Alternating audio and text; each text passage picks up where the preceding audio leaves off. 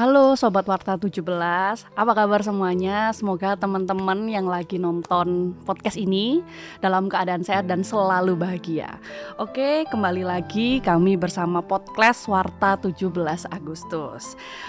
Jadi di podcast ini kita itu selalu berbagi mengenai tentang edukatif dan inspiratif. Jadi di episode spesial kali ini kita akan membahas tema yang sangat bermakna, yaitu kenaikan Yesus Kristus. Jadi di hari kenaikan Yesus Kristus ini tentu menjadi momentum paling penting bagi umat Kristiani. Tetapi obrolan kita itu nggak cuman hanya sebagai momentum saja, tapi kita akan membahasnya secara nilai spiritual seperti maknanya, lalu bagaimana sih teladannya yang bisa kita contoh, lalu bagaimana kasihnya itu bisa melekat kepada kami sebagai umat Kristiani. Jadi obrolan kali ini kita buat santai aja, hangat, teman-teman juga tetap bisa mengikuti. Semoga dari ini kita bisa memberikan inspirasi bagi teman-teman sekalian. Nah, hari ini kita sudah bersama dengan narasumber yang sangat luar biasa, yaitu beliau adalah Ibu Caroline Rista, SPSI, MPSI Psikolog. Beliau merupakan dosen Fakultas Psikologi Untak Surabaya. Nanti kita akan ngobrol banyak soal tentang makna tentang peringatan kenaikan Yesus Kristus ini. Bagaimana sih jaga harapan kita, jaga iman kita, supaya nilai kasih itu tetap bisa kita terapkan dalam kehidupan sehari-hari, terutama yang relevan bagi kita dalam lingkungan bermasyarakat ya teman-teman. Selamat siang Kak Olin. Selamat siang Gaby. Ini aku manggilnya kakak aja ya Kak ya. Cakep ya, biar kelihatan naturalnya. Oke. Jadi teman-teman kalau boleh, teman-teman Kak Olin tuh biasa Bu Caroline ini biasanya disapa oleh kami itu Kak Olin. Ya benar ya Kak ya. Benar sekali. Waktu zaman saya mahasiswa, beliau merupakan pembina UK3 di Untak Surabaya. Apa kepanjangannya UK3? Unit Kerohanian Kristen dan Katolik. Bener ya Kak ya. Jadi itu ya kepanjangannya teman-teman. Sebelumnya saya ucapkan terima kasih banyak ya Kak, sudah hadir bersama kami, mau berbagi cerita istilahnya ya kita untuk mengenai edisi spesial kali ini. Nah, sebelum kita masuk ke pembahasan teman-teman, mungkin Kak Olin bisa menyapa dulu Sobat Warta 17 yang sedang menonton atau mendengarkan podcast ini. Oke, hai Sobat Warta 17. Senang rasanya hari ini jumpa dengan rekan-rekan sekalian. Dan yang buat saya merasa sangat terkagum-kagum ya, Warta 17 mau membahas sebuah topik yang tidak semua orang mau bahas. Bahkan jangan-jangan bisa saja teman-teman Kristiani pun hanya melewati hari-hari ini karena tanggal merah di kalender. Benar tuh, Kak, tanpa menyelami, resapi makna dari semua perayaan-perayaan ini. Jadi mari kita diskusi bersama. Seperti yang Kak Gaby bilang, rileks, hangat, tapi daging. Nah, mantap Kak Olin. Makasih banyak ya Kak ya. Oke Kak, kita langsung mulai dari hal dasar dulu mungkin ya. Jujur ya. Ini nggak ujian ya? Nggak ujian Kak. Oke. Bagi umat Kristiani itu ya Kak ya, kenaikan Yesus Kristus itu kan terkadang bukan sekedar untuk peringatan biasa. Mungkin beda seperti kayak Paskah atau Natal yang dimana perayaannya selalu ada perayaan di situ. Tapi untuk kenaikan Yesus Kristus ini berbeda ya Kak ya. Menurut Kak Olin nih, kalau dijelaskan dengan bahasa yang sangat sederhana saja, sebenarnya apa sih makna utama dari kenaikan Yesus Kristus bagi umat Kristiani? Baik ya, Kak Olin tuh mencoba menyederhanakannya, tapi nggak bisa sederhana banget nih Gap. Karena kalau bicara kenaikan Yesus, maka kita harus mundur dulu, mulai membahas Natal, kelahiran. Yang menjadi pembeda adalah Yesus itu memang dari lahir dia sudah memprediksi, menargetkan kehidupannya untuk menjadi martir, untuk menebus dosa dengan jalan salib. Jadi ini bukan orang yang hidup terus nggak sengaja mati. Enggak gitu. Bahkan ya kalau boleh dibilang teman-teman, sahabat Warta 17, bahwa adakah orang yang memang dari lahir sudah punya target, saya mau mati seperti apa dan nanti modelnya akan seperti apa. Nah, ini menjadi salah satu jalan perjalanan iman kita sebagai umat Nasrani Kristiani. Jadi dia dari lahir targetnya udah begitu, sampai akhirnya di Paskah berhasil melakukan itu targetnya. Waktu itu sih banyak yang berpikir, termasuk kuasa gelap, berpikir bahwa ini adalah kemenangan dari kuasa gelap. Mereka kaget pada hari ketiga dia memenuhi janjinya untuk bangkit. Nah, Gap, kalau Kaolin ini kan orang Jayapura. Hai rekan-rekan, saya orang Jayapura. Kalau mau tahu tentang Jayapura, kota Jayapura, lebih seru bertanya sama orang Jayapura atau bukan orang Jayapura? Yang pasti orang Jayapura dong, Kak. Jadi kalau mau tahu tentang sorga, maka pertanyaannya yang paling tepat ditanyakan pada Kristus. Yesus, sorga itu kayak apa sih? Nah, inilah yang menyebabkan dia naik ke sorga. Dia naik ke sorga, dia bilang dia akan menyiapkan tempat untuk kita. Tapi ini ada catatan khusus nih yang buat saya agak merinding. Saya juga ini merinding ya. Karena dia bilang gini nih, Gap, aku akan datang kembali dari sorga untuk menjadi hakim yang agung. Jadi dia datang, dia lahir, dia mati, martir, dia masuk ke dalam kerajaan maut, dia keluar dari kerajaan maut, dia hidup, lalu dia naik ke surga dan dia bilang, saya akan kembali, tapi saya akan kembali sebagai hakim. Jadi dia akan membuat keputusan kepada kita, apakah yang kita lakukan ini sudah sesuai dengan yang dia inginkan atau belum. Nah, maaf lagi Gap, nggak bisa pendek nih jawabannya. Iya, nggak apa-apa Kak. Ini emang harus di breakdown. Nah, benar. Dan Yesus itu tidak hanya bilang saya akan kembali kalau kamu berdosa atau enggak. Enggak hanya sebatas itu. Kematian Yesus di kayu salib membuat ada tabir yang terbelah.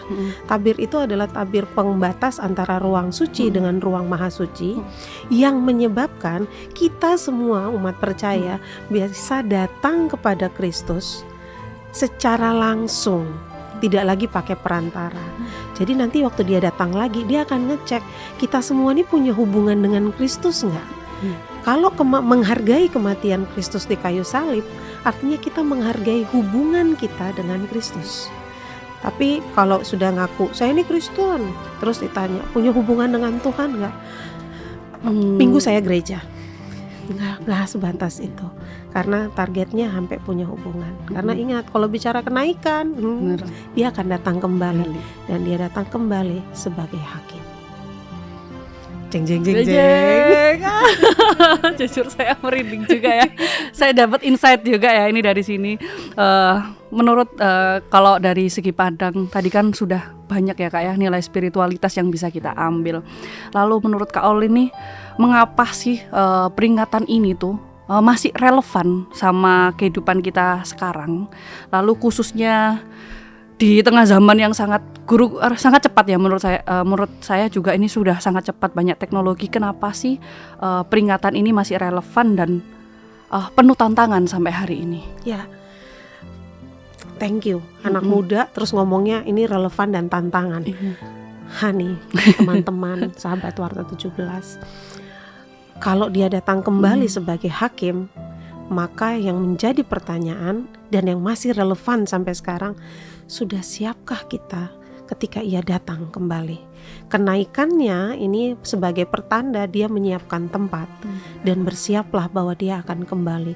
Ini relevan, bahkan ini harus selalu kita ingat. Kalau dia datang lagi, kan Alkitab menuliskan dia akan datang kembali seperti pencuri. Tidak akan ada yang tahu kapan waktu dan saatnya. Who knows, dia datang malam ini atau dia datang 5 menit setelah podcast ini selesai. Ya bisa jadi Kak. Ya, kita tidak tahu. Tapi pertanyaannya, sudah siapkah kita ketika kita kembali menyambut dia di kedatangannya yang berikutnya? Sudah siapkah teman-teman? Kita tidak pernah tahu, karena iman itu harus dari teman-teman masing-masing. Iya, betul sekali. Oke, menarik ya Sobat Warta 17.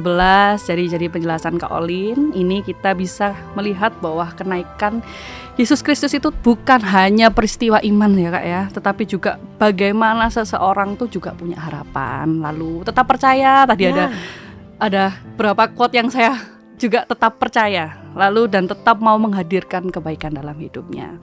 Dan saya rasa ini sangat dekat sama kehidupan kita ya Kak ya, khususnya bagi umat Kristiani, karena siapapun kita pasti pernah menghadapi masa sulit, masa ragu, atau masa ketika kita butuh dikuatkan. Nah, dari situ dalam hidup kita kadang kita itu juga ngerasa ada fase yang dimana itu menggebu-gebu, semangat banget untuk ada proses yang dimana satu ketika semangat banget pelayanan deh Kak. Cinta mula-mula deh. Iya. Semangat banget pelayanan nih Kak. Terus ada juga dimana masa ketika kita capek kayak males ngapain sih kayak gitu lah Kak ya. Bingung bahkan saya harus kemana gitu Kak.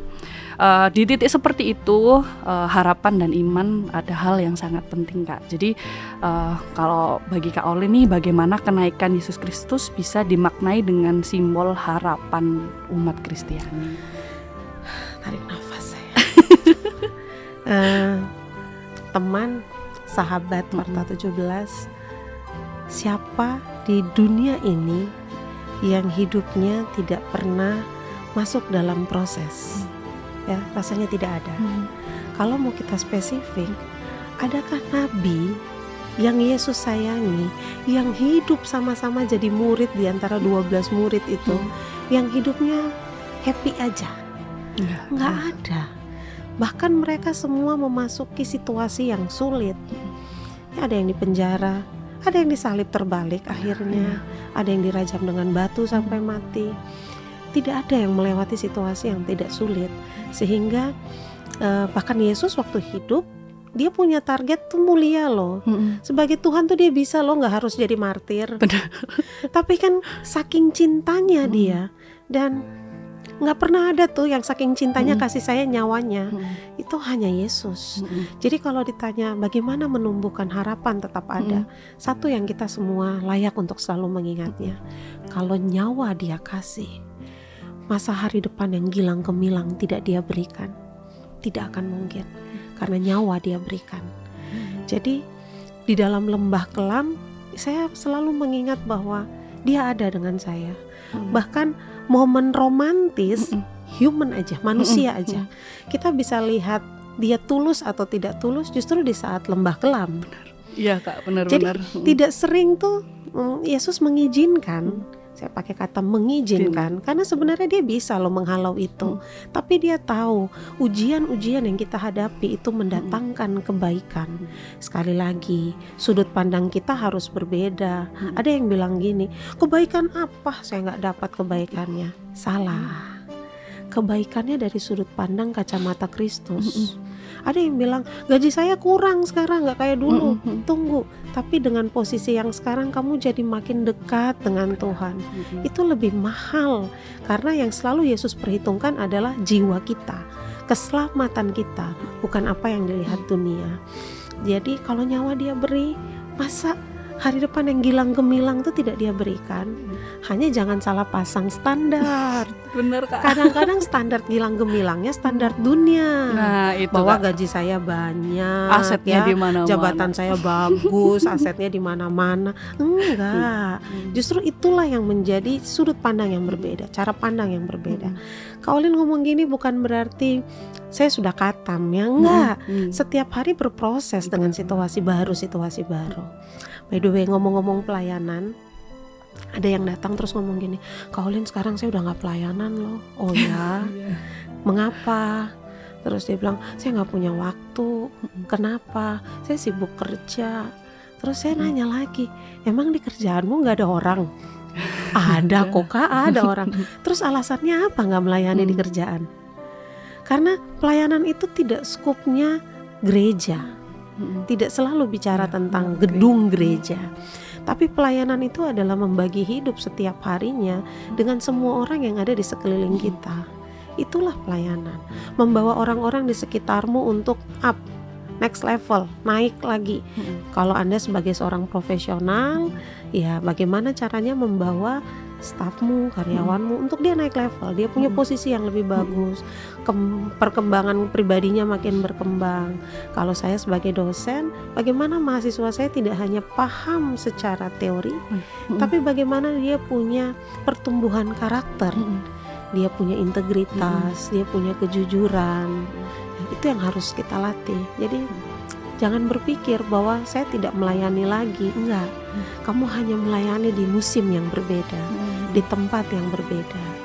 Karena pelayanan tidak harus di hanya tempat itu saja. Betul. Oke, Kak Olin. Ini berhubung sangat terkait dengan pelayanan nih, aku mau beberapa mengaitkan dengan backgroundnya Kak Olin dari sudut pandang psikologi. Oh, okay. Boleh ya Kak ya? Izin ya Kak ya? Nggak ada tesnya teman-teman, ini nggak ada tesnya ya Sobat Warta. Jadi ini kalau dilihat dari sudut pandang secara psikologi ya Kak ya, mengapa harapan itu penting bagi seorang ketika kita sedang menghadapi tekanan hidup? Gitu. Pertanyaan baik. Saya akan menjawabnya dari kisah teman-teman yang sering berkeluh kesah tentang kehidupan. Ada yang datang terus nanya gini, Kak Olin, sebenarnya mana yang harus lebih diduluankan sih, mental atau fisik? Nah, ya pertanyaan sederhana. Terus saya bilang, mengapa? Ya Kak, kayaknya saya nih punya sakit fisik, saya harus ke dokter dulu atau saya harus memulihkan mental saya dulu? Terus saya ngomong gini, orang yang kalau mentalnya baik, dia bisa meng-up fisiknya karena pikirannya baik. Oke, saya sakit, tapi sakit ini akan bisa saya lewati. Saya nggak apa-apa punya sakit ini, atau saya nggak apa-apa di posisi ini, saya nggak apa-apa punya income segini. Kalau mindsetnya sudah dirubah. Tapi kalau fisiknya sudah dirubah, sudah ke dokter, tapi secara mentalnya atau harapannya nggak ada, itu pun menjadi susah. Karena beberapa dokter selalu berkata semangat hidupnya rendah sehingga obat ini jadi nggak bermakna. Itu yang harus diingat. Jadi kalau ditanya seberapa besar powernya hope, oh dia besar sekali. Apalagi kalau ditambah dengan faith and love. Makanya Alkitab menuliskannya iman, harap dan kasih. Itu harus bersama. Jadi gak apa-apa saya di posisi ini, tapi saya beriman di dalam posisi ini pun Yesus ada. Saya tetap punya harapan bahwa posisi ini tuh bukan yang harus dilihat dunia, tapi apa yang Bapa lihat dari posisi ini. Apakah saya sudah sesuai dengan target Bapa? Kak Olin tuh masih juga sering dengerin podcast. Nah, salah satu podcast tuh bagus, dia ngomong gini, musimmu berubah.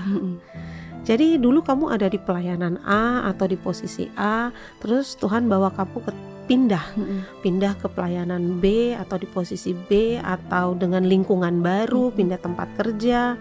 Itu karena bukan apa-apa, bukan karena Tuhan gak pengen kamu melayani dia lagi, tapi Tuhan lagi bawa kamu ke season yang berbeda, musim yang berbeda. Makanya ada yang bilang dia memegang hidupku di setiap musim hidupku. Musimnya aja yang berganti, tapi harapannya nggak boleh hilang. Aku suka banget bagian ini Kak. Okay. Makasih banget ya Kak Alin. Aku suka. Karena kadang itu kita tuh nganggep harapan itu kayak sekedar ya semuanya pasti baik-baik aja. Bener ya Kak ya? Sejujurnya Gap, ketika problem itu terjadi ya, saya tuh ingat, saya langsung notice bahwa kakak rohani saya tuh ternyata dulu menyiapkan saya untuk melihat kekristenan itu bahwa Tuhan tuh pasti punya rencana baik. Yang saya tidak diingatkan bahwa rencana itu menurut Tuhan, bukan menurut saya. Sehingga kalau ada rencana yang tidak sesuai plan saya merasa Tuhan gak baik sama saya. Padahal enggak, karena ini masih tetap dalam plannya Tuhan, bukan ada dalam plan saya. Sudut pandang itu yang sekarang kalau ketemu mahasiswa, kalau di kelas agama, saya akan sering sekali mendiskusikan itu. Baik hari depan yang gilang gemilang menurut versi Tuhan, bukan hanya menurut versi dunia. Karena kalau menurut versi dunia nggak akan nyampe. Karena dunia pasti apa yang dituntut? Keuangan paling satu, pasti akan dilihat uangmu berapa. Mengapa? Karena cinta akan uang adalah akar dari segala kejahatan. Itu Alkitab yang bilang, bukan saya. Ya, jadi sudut pandangnya harus dari sudut pandang Kristus. Mari kita Padahal tarik nafas. tarik nafas dulu ya teman-teman. Padahal ya Kak ya, kalau harapan itu bisa jadi tenaga batin itu yang bisa buat kita tetap hidup ya Kak ya. Bener ya Kak ya. Tetap hidup, tetap jalan. Benar. Apalagi ditambahin 2 tadi. Iya. Kasih dan iman. Iman juga. Oke. Jadi meskipun banyak hal yang mungkin teman-teman ngerasa belum ideal, tapi pengharapan itu tetap selalu ada. Oke. Kembali pada tadi. Benar. Kalau nyawa dia kasih, Apa yang tidak diberikan untuk hari depanmu teman-teman. Benar. Oke. Nih kalau kita bicara soal kasih nih ya Kak ya, kadang-kadang kan kita membayangkan kasih itu harus sesuatu yang besar, aku mau ngasih semuanya, padahal kan kasih itu tidak hanya hal seperti itu ya. Padahal kasih itu sering hadir tuh menurut saya tuh dalam hal-hal yang sederhana ya Kak ya. Misal kita dengerin orang lain, jadi Kak Ulin juga sekedar untuk mendengarkan saja. Sekedar mendengarkan, bantu membentuk karakter itu tadi itu nggak menghakimi sama sekali, lalu sekedar memberikan perhatian kecil itu merupakan sebuah wujud dari kasih ya Kak ya. Bagaimana sih Kak kita menilai kasih dalam peringatan kenaikan Yesus Kristus ini bisa kita terapkan dalam kehidupan sehari-hari? saya yang tarik nafas. Ada yang suka ngomong gini, kamu kok nggak mengasihi saya sih? Saya nanya, kenapa? Kalau mengasihi saya, kamu harusnya sepakat terus dengan saya. Kalau kamu sepakat terus, berarti kamu mengasihi saya. Kalau kamu bertentangan, berarti kamu tidak mengasihi saya. Terus saya diam, saya bilang gini, kasih nggak gitu kali. Kasih itu bukan semua yang kamu mau aku iyakan. Itu baiknya Bapak. Bapak tuh semua yang kita mau tidak dia iyakan. Ya, kasih itu membawa menuntun pada sebuah jalan kebenaran tanpa kita tolak orangnya. Jadi bukan berarti kalau saya tidak sependapat saya tidak mengasihi, tapi kasih yang benar adalah membawa pada arah kebenaran. Memeluk ketika sekalipun orang itu berjalan di jalan yang salah, dan ketika dia terjatuh dia kembali pada kita, ya itu kasih. Kenapa? Kita menemani dia melewati masa kelam, sebagaimana Yesus menemani kita melewati masa kelam kita. Waktu kita keras kepala sama Tuhan kan, Tuhan gak tiba-tiba langsung bilang aku putus hubungan dengan Enggak. untung dia tidak Untung begitu. di hold dulu ya sama benar. Tuhan ya. Dia paling cuman diem Ya. dan ngelihat, ya kamu bertumbuh sampai di mana. Itu kasih. Sehingga dalam keseharian kita, kalau di kelas nih saya suka nanya gini sama mahasiswa, kapan terakhir kamu bilang sama orang tuamu I love you mom? Itu pernah saya lakukan beberapa waktu yang lalu, udah cukup lama. Ketika waktu itu saya masih di UK3, saya minta mereka untuk menghubungi orang tuanya dan bilang I love you. Apalagi kalau teman-teman atau sahabat Warta 17 masih dapat uang dari mereka. Nah, ya bener, masih Ya kan? dikasih ya Kak ya. Masih dikasih. Terus ketika ada salah satu yang nelpon, Mam, I love you. Kamu tahu, Cece-nya langsung menghubunginya. Terus Cece-nya nanya, kok sakit apa? Saking gak pernahnya ngomong. Iya. Ya. Tapi ya itu dia, kasih itu tidak hanya sekedar saya sudah sayang kok, enggak. Tapi ayo dilakukan. Bukan hanya untuk membaik-baikan, ya. Ini yang sekali lagi saya highlight. Bukan saya harus selalu mengiyakan atau membaik-baikan apa yang kamu mau, tidak. Tapi saya akan menjagamu supaya kamu juga ada dalam jalan yang benar. Tuh teman-teman, jadi tidak perlu perbuatan yang besar, Ya. hanya sekedar kecil-kecil menemani, menuntun ya Kak ya. Tidak Benar perlu ya? lebay. Nggak perlu sampai yang aku kasih, Iya, Nggak, aku mengasihimu. nggak. Sekedar berkata kayak tadi I love you mom, dalam kata singkat situ aja, cuma 3 kata loh itu sudah kasih. Nih mungkin kalau karena kita itu ada di lingkungan kampus ya Kak ya, yang dimana kita juga bermasyarakat, bagaimana sih cara kita ya Kak untuk membangun kepedulian terhadap sesama, terutama di tengah latar belakang yang sangat berbeda ini. Percaya nggak percaya nih Gap, tapi ini saya pernah jadikan tugas buat mahasiswa, terutama waktu itu mahasiswa UK3. Maaf ya sahabat Warta, lagi-lagi bahas ini. Saya minta mereka mengecek di kelasmu siapa yang temanmu sepatunya paling jelek, dalam artian sudah gak layak pakai. Siapa yang temanmu itu bajunya hanya itu saja, tapi kamu harus lakukan itu diam-diam. Nggak secara brutal langsung dicek gitu ya. Enggak. Nah terus mereka melapor tanpa saya minta, mereka langsung urunan. Mereka bilang, Kak, kami udah punya duit untuk teman kami. Kenapa? Saya nanya gitu. Kakinya udah di luar, Kak. Udah gak di dalam sepatu. Lakukanlah apa yang bisa dilakukan. Tahu punya teman yang tidak makan. Saya tuh sampai nanya, kalau sama teman-teman tuh saya bilang, kamu tahu nggak teman-temanmu itu siapa yang susah untuk makan? Tanpa melihat background ya. Tanpa melihat background, benar. Tapi kamu care, kamu peduli. Berapa banyak yang kamu bisa beri buat dia tanpa merendahkan dirinya. Tiba-tiba ngajak, kita makan yuk. Tapi itu karena sudah kamu tahu bahwa dia nggak punya duit untuk makan. Kirimannya itu sangat terbatas. Dan ya saya memulai dari saya untuk melakukan hal-hal seperti itu. Termasuk ya ini karena saya dosen ya. Saya bisa beberapa kali ada penugasan, misalnya saya minta melakukan observasi pada pedagang-pedagang di sekitaran kampus. Membuat poster untuk branding mereka bisa berjualan lebih laris, mempromosikan di media sosial mereka. Ada lagi yang saya minta cari, terus kalian wawancara apa yang jadi kesusahannya. Mereka mendapat insight apa dari para pedagang-pedagang itu. Lalu apa yang bisa kalian lakukan untuk pedagang? Karena poin terbesarnya adalah doing. Benar, lakukan. Dan di dalam Alkitab hampir semua mujizat, setahu saya semua ya, nggak hampir tapi semua itu dimulai dari apa yang ada padamu. 5 roti dan 2 ikan dimulai dari pertanyaan Yesus, apa yang ada padamu? Seorang janda yang membuatkan roti untuk imam. Ya, minyaknya nggak habis-habis, tepungnya nggak habis-habis, tapi pertanyaan yang dimulai adalah apa yang ada padamu? Kamu punya apa di rumah? Waktu itu dia bilang, saya cuma punya minyak dan tepung, yang habis ini kami akan bikin roti dan kami tidak tahu apa yang akan terjadi, mungkin kami mati. Tapi imam itu bilang, kamu punya apa, buatkanlah untukku. So guys, bukan dimulai dari bikin susun rencana yang terlalu muluk-muluk, enggak. Apa yang ada padamu, sekalipun itu hal yang mungkin bagimu nggak penting-penting amat. Apa itu? Baju tidak terpakai, barang-barang tidak terpakai. Berapa banyak temanmu yang kehidupannya baik-baik saja, yang butuh itu tapi dikemas dengan cara baik-baik saja kelihatannya. Lakukan. Tuh teman-teman. Jadi ini hal-hal kecil seperti kalau kita lakukan terus-menerus ya Kak ya, itu bisa juga membentuk lingkungan yang tadi nyaman ya Kak ya. Nyaman tanpa ngerasa terganggu, dan juga kalau bagi saya mungkin menurutnya lebih manusiawi gitu ya Kak ya.